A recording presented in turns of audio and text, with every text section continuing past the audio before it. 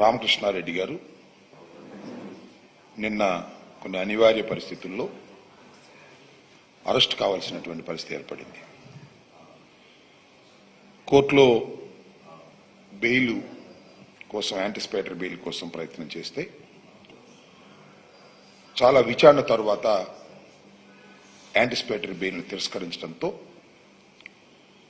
రామకృష్ణారెడ్డి గారిని అరెస్ట్ చేశారు. రామకృష్ణారెడ్డి గారు కూడా స్వచ్ఛందంగా లొంగిపోయి అరెస్ట్ అయ్యారు.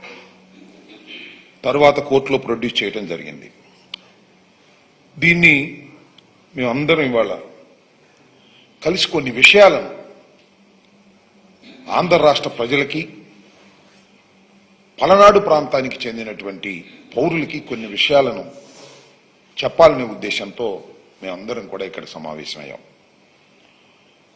రామకృష్ణారెడ్డి గారు సుదీర్ఘకాలం నుంచి ఆ నియోజకవర్గంలో గెలుపొందుతూ వచ్చారు.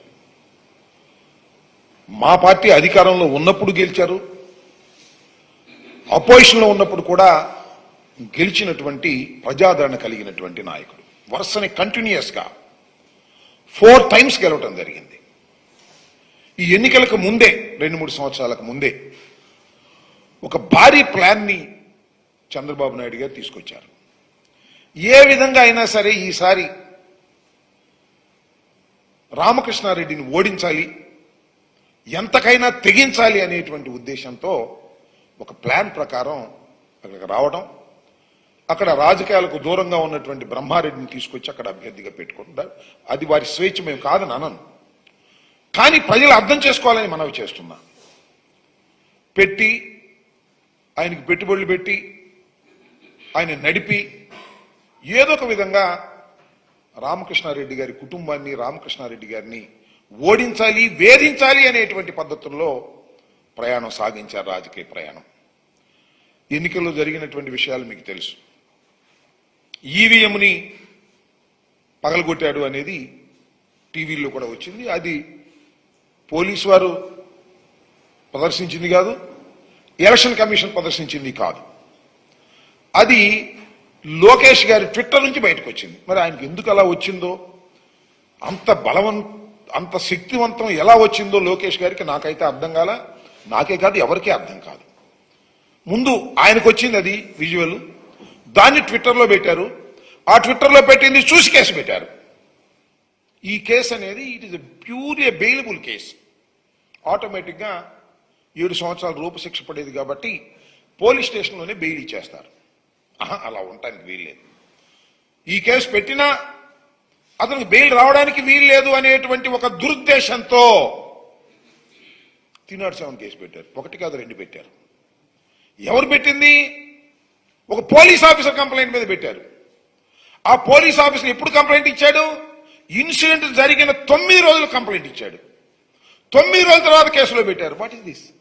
అర్థం కావట్లేదు. ఇట్స్ ఫ్యాబ్రికేటెడ్ అని. సంఘటన జరిగితే ఆ సంఘటన జరిగిన తక్షణమే నన్నో లేకపోతే సంబంధిత రామకృష్ణను ముద్దాయిగా పెట్టి కేసు రిజిస్టర్ చేస్తారు.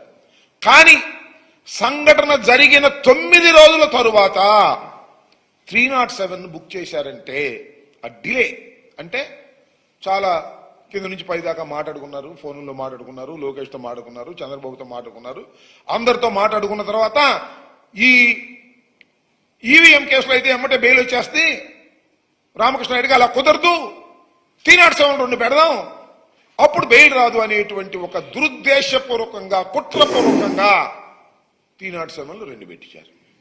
ఇది ధర్మమేనా అని అడుగుతా ఉన్నా, ఇది న్యాయమేనా అని అడుగుతా ఉన్నా.